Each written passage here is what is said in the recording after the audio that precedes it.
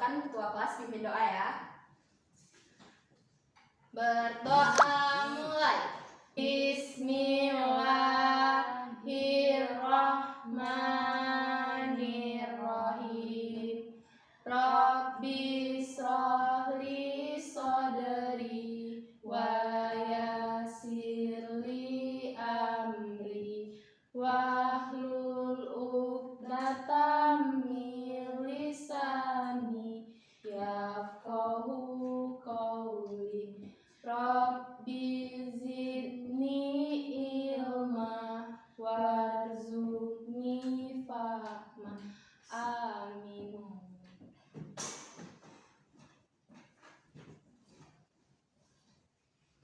Baiklah, apa kabar anak-anak? Baik, alhamdulillah. Nah, sebelum mulai pelajaran, Ibu akan absen kalian ya.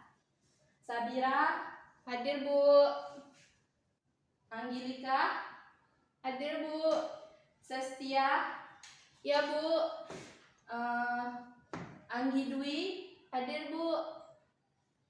Oke, apakah ada di antara anak-anak yang tahu kita akan belajar materi tentang apa hari ini? Belum. Jadi hari ini kita akan belajar materi tentang sel hewan. Diharapkan pada pertemuan kali ini kalian dapat mengetahui apa itu sel hewan, apa saja organel-organelnya, serta bagaimana struktur dari organel sel hewan tersebut. Baiklah, di sini Ibu akan menjelaskan materi tentang sel hewan. Setiap makhluk hidup itu tersusun dari sel yang merupakan unit fungsional dan herediter terkecil dari makhluk hidup. Makhluk hidup itu ada yang tersusun dari satu sel dan ada juga yang tersusun dari banyak sel. Yang tersusun dari satu sel itu disebut dengan uniseluler dan yang tersusun dari banyak sel itu disebut dengan multiseluler. Makhluk hidup tingkat tinggi biasanya tersusun dari banyak sel atau multiseluler yang merupakan kingdom hewan dan tumbuhan. Namun di sini kita hanya akan membahas tentang sel hewan. Sel hewan itu merupakan sel eukariotik yang menyusun jaringan hewan. Nah, sel hewan ini terdiri dari banyak sekali organel-organel sel. Sekarang, Ibu akan bagi kalian menjadi 4 kelompok. Satu kelompok itu terdiri dari 4 orang. Silahkan ke kelompoknya masing-masing. Baik, Bu. Di sini Ibu membawa satu media untuk pembelajaran hari ini mengenai sel hewan. Jadi ini media dari pembelajaran hari ini. Setiap perwakilan kelompok silakan mengamati media ini masing-masing.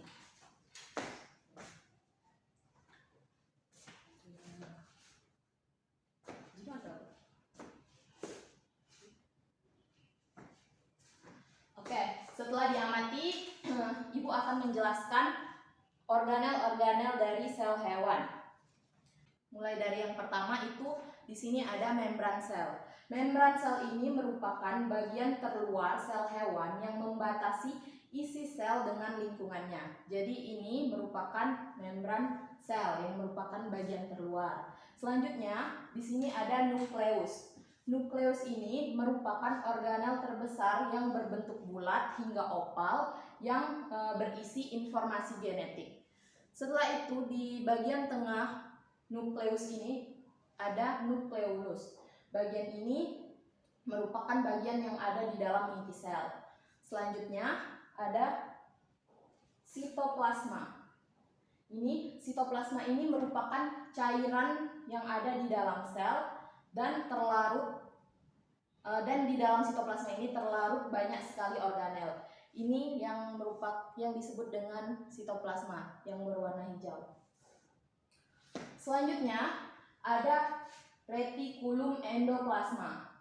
Ini yang merupakan retikulum endoplasma. RE ini terbagi menjadi 2, yaitu RE kasar dan RE halus. RE kasar itu sebelumnya retikulum endoplasma ini sama-sama berbentuk seperti benang. Namun kalau RE kasar dia dilekati oleh ribosom, sedangkan RE halus dia tidak ditempeli oleh ribosom. Ribosom itu merupakan organel yang terdapat bebas di dalam sitoplasma. Ada juga yang tersusun. Ribosom merupakan organel yang terdapat bebas di dalam sitoplasma atau menempel pada retikulum endoplasma yang tersusun atas protein dan RNA. Bisa dilihat di sini retikulum endoplasma kasar yang ada bintik-bintik hitamnya. Ini merupakan ribosom dan ini adalah RE halus. Dia tidak ada ribosom. Selanjutnya organel berikutnya ada badan Golgi. Badan Golgi ini organel yang berbentuk seperti kantong pipih yang merupakan jala yang terpusat pada salah satu sisi nukleus. Ini merupakan badan Golgi, bisa dilihat. Selanjutnya, organel selanjutnya itu ada lisosom. Lisosom merupakan organel yang berbentuk seperti kantong yang mengandung enzim-enzim untuk pencernaan intraseluler. Lisosom ini bisa dilihat. Ini sudah Ibu tandai sesuai dengan organel masing-masing ya. Selanjutnya itu ada mitokondria. Mitokondria ini bentuknya seperti cerutu dan di bagian dalamnya terdapat membran yang berlapis-lapis dan berlekuk-lekuk. Bisa dilihat di sini bentuknya seperti ini. Oke. Selanjutnya yang terakhir ada yang belum disebut? Sentriol. Nah, sentriol ini bentuknya seperti tabung. Bisa dilihat di sini.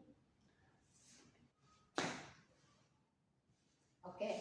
Semua bagian dari organel sel hewan sudah Ibu jelaskan. Sekarang kalian silakan berdiskusi dengan teman kelompok kalian. Apa saja yang ingin kalian tanyakan atau masih ada yang belum dimengerti, silakan ditanyakan langsung kepada Ibu ya. Silakan berdiskusi Ibu. Beri waktu selama 2 menit. Baiklah, sudah Ibu beri waktu 2 menit untuk berdiskusi. Silakan kepada anak-anak yang ingin bertanya. Saya Bu. Ya, dipersilahkan kepada Sabira. Perkenalkan, nama saya Sabira dari kelompok 1. Saya ingin bertanya, berdasarkan strukturnya, apakah sel hewan dan sel tumbuhan itu berbeda? Baiklah, di sini Ibu akan menjawab pertanyaan dari Sabira. Jadi pertanyaannya, apakah berdasarkan strukturnya, apakah sel hewan dan sel tumbuhan itu memiliki perbedaan? Jadi sudah jelas bahwa berdasarkan strukturnya, sel hewan dan sel tumbuhan itu berbeda. Sel hewan strukturnya itu bentuknya dapat berubah-ubah, sedangkan pada sel tumbuhan itu tetap, karena pada sel tumbuhan itu dia memiliki dinding sel, sedangkan pada sel hewan dia tidak mempunyai dinding sel. Apakah Bira sudah jelas? Sudah Bu. Baiklah, karena waktunya sudah habis, minggu ini mungkin kita hanya membahas mengenai apa itu sel hewan, apa saja organel-organelnya, dan bagaimana struktur dari organel tersebut. Minggu depan pada pertemuan selanjutnya kita akan tetap pada materi ini, namun kita akan membahas tentang fungsi-fungsi dari organel sel hewan tersebut. Baiklah, untuk menutup pembelajaran hari ini, silakan ketua kelas membaca doa, memimpin doa maksudnya. Doa mulai. Bismillahirrahmanirrahim. Wal asri innal insana lafi khusri ilal ladzina amanu wa amilus solihati wa tawasaw bil haq wa tawasaw bis sabr. Shadaqallahul azim. Shadaqallahul azim. Baiklah, Ibu akan menutup pembelajaran hari ini dengan mengucapkan lafaz hamdalah.